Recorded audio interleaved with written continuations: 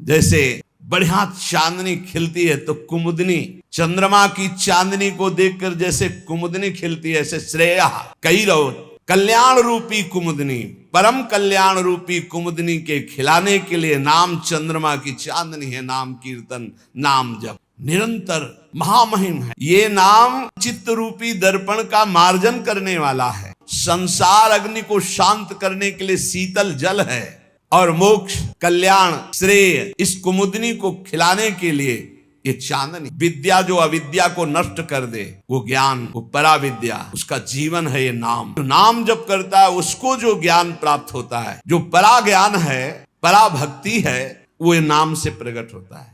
वो वेदांत के श्लोक याद करने से नहीं होता है। वो जितना नाम जप करोगे, जितना भजन करोगे, उतने शुद्ध ज्ञान आएगा।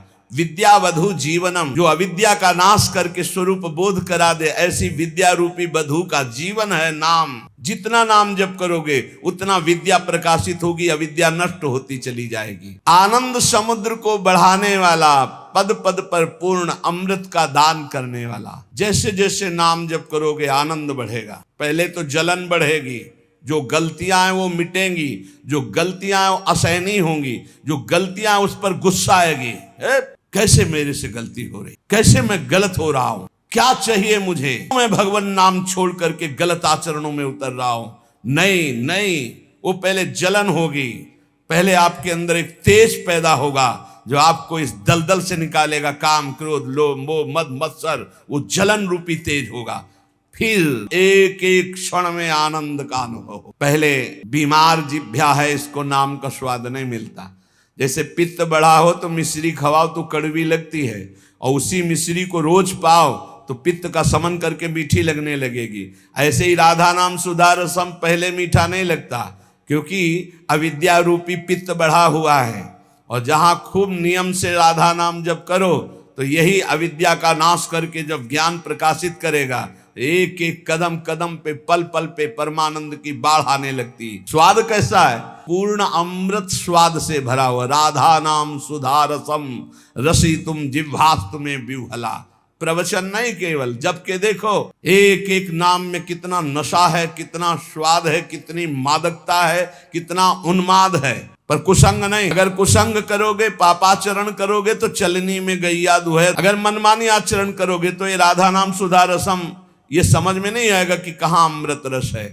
महाप्रभु चैतन्य देव कह रहे नाम क्या है? पूर्ण अमृत का स्वाद। जो देवताओं को अमृत मिला वो तो ऐसा नहीं है जैसा नाम अमृत है, क्योंकि उसको पी के भी वो कामी है, उस अमृत को पी के भी वो भयभीत है, उसके पीने के भी बाद उनके हृदय में तृष्णा है, ईर्ष्या है, द्वेष है। लेकिन नामामृत पीने के बाद ये सब नष्ट हो जाता है। निर्भय, निश्चिंत, निशोक, राग द्वेष रहित समत्व को प्राप्त महापुरुष, ऐसा नामामृत है।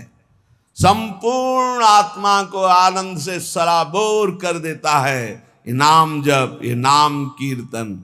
सर्वोपरि विराजमान नाम, जिसके जिह्वा पर, कंठ में या हृदय से नाम जपने का स्वभाव बन गया है। कहाँ चल रहा है तुम्हारा नाम? देखो, जिह्वा पे या कंठ में या हृदय में। हृदय वाला तो कुछ सेकंड के लिए सब कोई देख सकता है जो अभ्यासरत है, लेकिन निरंतर हृदय से चलता है वो तो काफी नजदीक पहुंच चुका है प्रभु के। कंठ से जिनके चल रहा है तो अभी हृदय गुफा पे प्रकाश होना बकाया रहे। जिह्वा पे चल रहा है तो अभी काफी दूरी है। कंठ में आओ और फिर हृदय में अंकित पूरा नाम, दिव्य अक्षर हृदय में अंकित है। बार बार स्फुरण हो रहा है, जैसे दिल धड़क रहा है, ऐसे ही नाम मंत्र चल रहा है। इसके लिए अभ्यास चाहिए। प्रभु के नाम में जितने भी नाम हैं अपार सामर्थ्य है। भगवान ने अपनी संपूर्ण शक्ति नाम में विराजमान कर दी।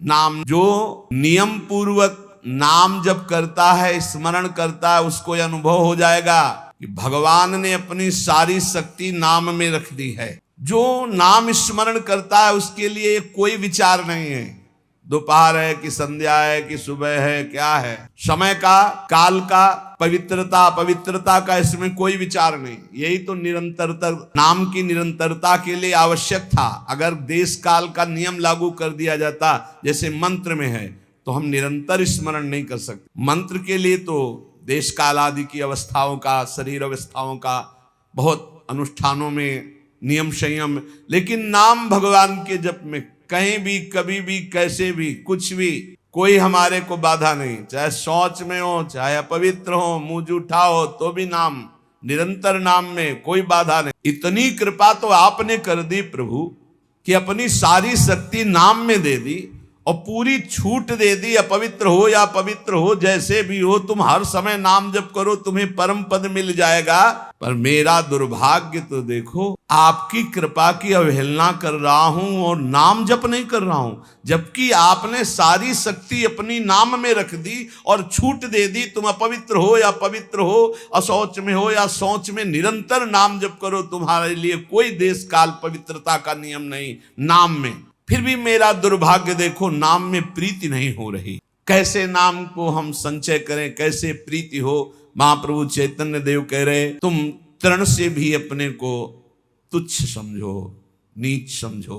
मतलब कोई कितना भी आपका उपहास करे, अपमान करे, क्लेश आदि दे, आप सह जाओ। अपने को सबसे छोटा समझोगे तो सह जाओगे। सबसे छोटा कोई बात है, या इतना बड़ा समझो कि सब पूरे विश्व को अपने में संभालो। वह ज्ञानी और भक्त सारे विश्व में अपने प्रभु को देखकर सबका सेवक बन जाता है, सबका सेवा भाव के द्वारा आदर करता है, अपने को सबसे छोटा समझता है। भाव ये है भक्ति में, श्री राम में सब जग जानी, करो प्रणाम जोरी जुग पानी। सबसे छोटा अपने को पूरा इष्ट से बढ़कर और क्या, इष्ट स्वरूप सा। और ज्ञान में मैं के सिवा कोई है नहीं, वही मैं आत्म तत्व है। आत्म तत्व ही विविध घड़ों में भास रहा है, दूसरा कोई है नहीं, मैं ही मैं हूं। जहां बीच में है मैं तू, इसी में माया पीटती है। न मैं बन पाए और न तू का अनुभव कर पाए, और मैं तू में फंसे हुए, इसीलिए माया है। महाप्रभु चैतन्य देव कह रहे हैं, छोटे बन जाओ, सबको इष्ट रूप देखो, तभी छोटे बनोगे। तृणादपि सुनीचेन। और जैसे वृक्ष गर्मी सर्दी सब सहता है, कोई डंडा मारता है फल के लिए तो फल दे देता है, कोई कुल्हाड़ से डाल काट लेता है, नहीं कोई तो समीप चला जाए तो छाया है, सुगंध है, पत्ता है, वो सुख देता ही है। ऐसे ही हम नाम जापकों को कोई कष्ट दे, पीड़ा दे, गाली दे, मार दे, तो हमें उसका मंगल ही मनाना है। तुम्हारा मंगल हो, तुम्हारी भगवान बुद्धि शुद्ध करें, तुम्हारी नाम में प्रीति हो, धाम में प्रीति हो, ऐसी हम अपनी भावना। जब कोई हमारा सम्मान करे तो हमको लज्जा लगनी चाहिए, हम इस योग्य नहीं है, ये हमारा सम्मान नहीं, हमारे गुरुदेव इष्ट देव का है। किसी भी भाव से सम्मान स्वीकृत नहीं होना चाहिए। लाखों लोग प्रणाम करें लेकिन आपकी स्वीकृति ना हो अंदर से, तो कोई प्रभाव नहीं। एक प्रणाम करे, स्वीकृति हो गई तो बाधा पहुंच जाएगी। दूसरों को सम्मान दे, स्वयं सम्मान रहित रहे, तब बहुत कठिन है। दूसरों को सम्मान देना, स्वयं सम्मान रहित होना बहुत कठिन। लेकिन परम पद भी तो प्राप्त होना है, तो हमको फिर ये सहना होगा। अपने को सबसे छोटा समझना, आई हुई विषमता को सह जाना, सम्मान प्राप्त होने पर उसे स्वीकार न करना, दूसरों को सम्मान प्रदान करना, अमानिना, स्वयं मान रहित होकर दूसरों को मान देना।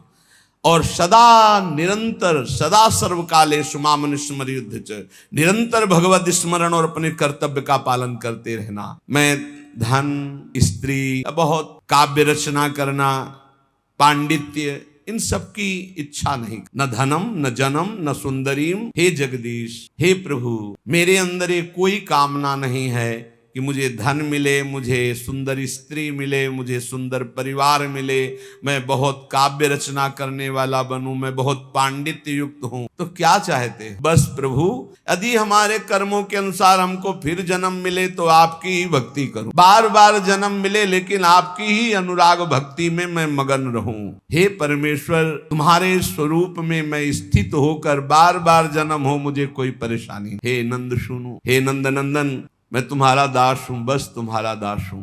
इस घोर दुष्पार संसार सागर में पड़ा हुआ हूं, मुझको कृपा पूर्वक आप अपने चरणों की धूल बना ले। जैसे चरणों में धूल समय लगी रहती है, नाथ मैं आपके चरणों से लगा रहा हूं। हे नंद नंदन, ये महाप्रभु चैतन्य देव कह रहे, ऐसी हम पर कृपा। ऐसी मेरी स्थिति कब हो? मेरे आंखों से अश्रुधारा बह रही हो, कंठ अवरुद्ध हो गया हो, आंखों से अश्रुधारा हो, शरीर में रोमांच हो, मेरी वाणी अवरुद्ध हो रही हो और मैं पुकार रहा हूं कृष्ण कृष्ण कृष्ण, राधा राधा राधा।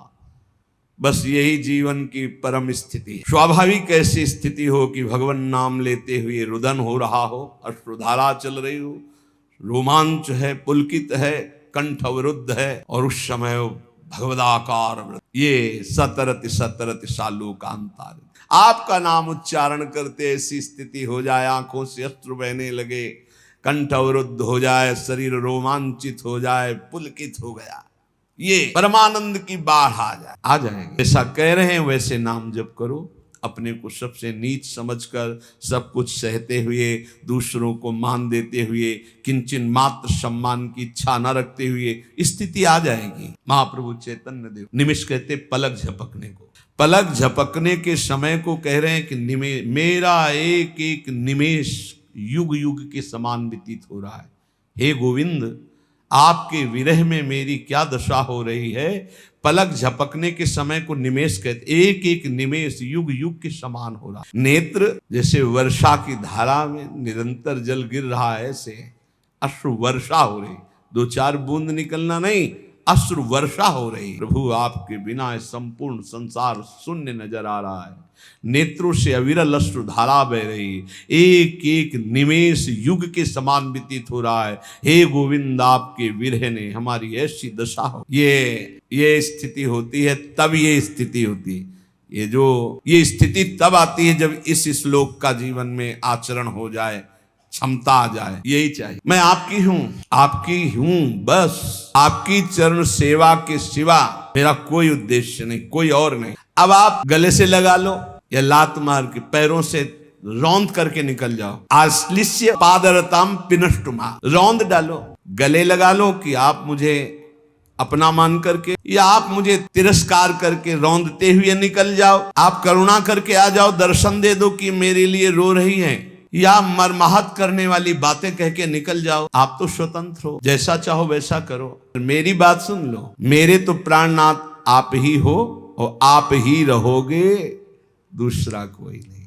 चाहे दर्शन देओ या न देओ, चाहे गले लगाओ, चाहे पैरों से रौंद दो, चाहे प्यार भरी बात करो, चाहे कटु वचन बोलो, मेरे तो प्राणनाथ आप हो, आप ही रहोगे। अब ये आपके व्यवहार से मुझे कोई लेना, या आप मुझे प्यार करो तो आप मेरे प्राणनाथ, आप मुझे तिरस्कार करो तो मैं आपसे द्वेष नहीं, आपके सिवा मेरा कोई नहीं।